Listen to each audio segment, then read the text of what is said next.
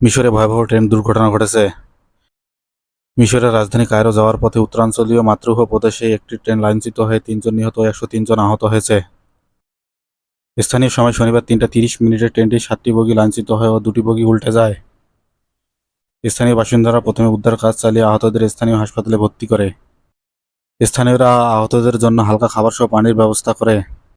আহতদের মধ্যে অনেকের হাত পা ভেঙে গেছে। ট্রেনের বগিগুলোকে ক্রেনের সাহায্যে তুলে উদ্ধার কাজ চালানো হয়। পরে স্থানীয় প্রশাসন এসে উদ্ধার কাজ পরিচালনা করে। মিশরের পরিবহন মন্ত্রণালয় দুর্ঘটনার কারণ জানার জন্য তদন্ত কমিটি গঠন করেছে। দায়ীদের সর্বোচ্চ শাস্তি দেওয়ার প্রতিশ্রুতি দিয়েছে। সাম্প্রতিক বছরগুলোতে মিশরে ট্রেন দুর্ঘটনা বেড়েই চলেছে। ট্রেন লাইনচ্যুত এবং দুর্ঘটনা এখন একটি সাধারণ ঘটনা।